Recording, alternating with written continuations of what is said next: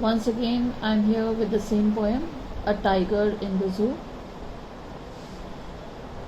In the last lesson, I had only taught you the first stanza. I'll continue with the literary devices of the first stanza. I had told you that the poet has used he for the tiger, and that states that personification was used. Now we see that the second literary device that is used is pads of velvet. That means velvet has been compared with the pads, that is the paws of the tiger. So the second literary device over here is metaphor. Then the poet has created an image. The image is of the tiger. He's stalking in the cage, and so that is the imagery. In his vivid stripes, he's stalking in the cage. Then another literary device has been used, and that is oxymoron. Oxymoron over here is quiet and rage. That is, the two opposite words are used together. Quiet, that means silence, and rage, that is a state of anger. So they cannot be similar, they are totally opposite words, and hence oxymoron is being used. Okay, so these are the literary devices used. Now we come to the next stanza. He should be lurking in shadow, sliding through long grass, near the waterhole where plump deer pass. Now over here the poet means to say that the tiger, if he is in the jungle, if, that is, suppose he is in the jungle, he would not be in the cage, and so he would be free. And when he would be free, he would be hiding behind the long grass, waiting in the shadow for his prey. That is, he would be hiding and waiting for his prey, and the prey over here are the plump deer, that is the fat deer, that is the food of the tiger in the jungle. So over here this stanza, it tells about what the tiger would do when he would be in the jungle. Over here the literary devices that have been used are the rhyme scheme. Again, we'll see the rhyme scheme first. We'll see that shadow, that will be the first line. So A, grass. B, it doesn't match with the first one. C, again it doesn't match with the first and the second. And the last line, it matches with the second. So the rhyme scheme will be A, B, C and B. That will be the literary device over here. Then alliteration again is used, where two words are making the same sound, plump and pass. So alliteration is used over here. Then again the imagery will be there. Imagery is where the poet, he tries to create an image of the tiger's activities. Okay, so this is the second stanza, and I hope this stanza is clear. Over here again, as I told you, the tiger, if he was in the jungle, he would be hiding behind the long grasses, in the shadow of the long grasses, near the water hole, waiting for its prey, and the prey over here are the plump deer. Okay, now let's come to the third stanza. The third stanza, it reads, he should be snarling around houses, at the jungle's edge, baring his white fangs, his claws terrorizing the village. Now we see that again this is again an if is there, that is, if the tiger, he would be in the jungle, he would be snarling, that is, making a warning sound.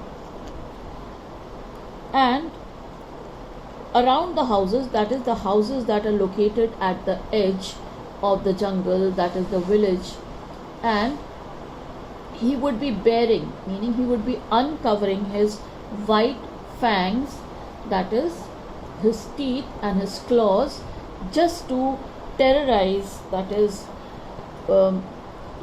terrorize the people of the villages, create a fear amongst the people of the village. That is what this stanza it tells. Let's come to the rhyme scheme.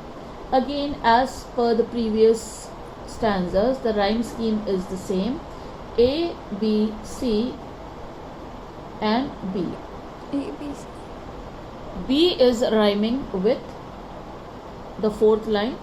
The second line is rhyming with the fourth line. So it's A, B, C and B. That's the rhyme scheme. Then we see another figure of speech has been used over here, and that is onomatopoeia. That is the sound. It denotes the sound, and the sound of the animals that's being denoted over here is snarling. That is the warning sound that the animals make. Let's come to the next stanza. But he's locked in a concrete cell, his strength behind bars, stalking the length of his cage, ignoring visitors. Now, this stanza again, it tells about the present place of the tiger, that is the zoo, the cage in the zoo. That is, he is locked in a concrete cell. Concrete over here, it means the building, the concrete world, that is the building made of bricks, cement, sand and water. And his strength is behind bars, meaning he cannot show his strength over here. He just, as you see in the first stanza, he is just stalking, moving around in limited footsteps in his cage. So he cannot show his strength over here. He is just stalking the length of his cage, and since he is not interested in the humans, so he has nothing to do with the humans, so he is just ignoring the visitors who have come to see the animals in the cage, who have come to see the tiger behind the bars. Over here we see that the literary device, again it's the same, the rhyme scheme is the same: A, B, C and B again. That is bars, visitors. That's the rhyme scheme. And then alliteration is used again. We see the sound of two words, that is behind and bars. So that's alliteration. Let's come to the last stanza. He hears the last voice at night. Now, the patrolling cars, and stares with his brilliant eyes at the brilliant stars. Now, we see that there is a limited time for the visitors to visit the zoo, and at night there's nobody around in the zoo. It's just the patrolling cars. The patrolling cars are the guards who keep a vigil at night, and so he hears the voice.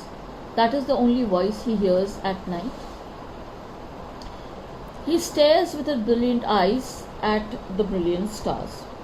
Now, he has nothing to do as he is confined to the cage, and so the poet over here, he wants to say that the tiger, he is very sad inside this cage, and he has nothing to do at night. Therefore he just stares at the stars in the night and tries to divert his thoughts.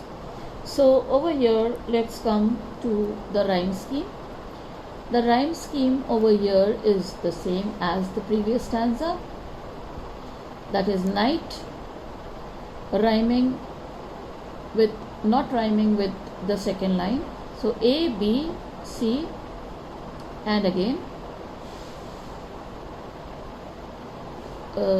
D, B, that is cars, rhyming with the stars. So it's A, B, C, and B again.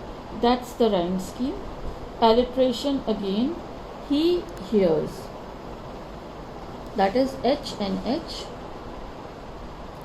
So this again, in the last stanza we come to know that the poet, he feels really very sad for the tiger, and indeed it's something very sad to see the caged animals in the zoo. Now I hope that when you are in the present situation, not allowed to move around, you are confined to the luxuries of your own house, you have your parents with you, you can talk to your siblings, so you don't feel that much of a pain, but somehow you feel restricted, that you are not allowed to go out. So I hope that the next time when you visit the zoo, you'll give a thought to it. You'll give a thought that how these animals may be feeling over here, away from their natural habitat, away from the jungle, away from the wilds, not getting an opportunity to move freely, and being guarded most of the time, provided the food, whatever the carekeepers they provide to them, and just restricted in their activities. So it is more of a crime just to entertain the people. So next time when you visit the zoo, please give a thought to it. So that, with that, I end this poem, A Tiger in the Zoo. Please go through it and see if there is any problem. You are free to contact me anytime. Thank you very much.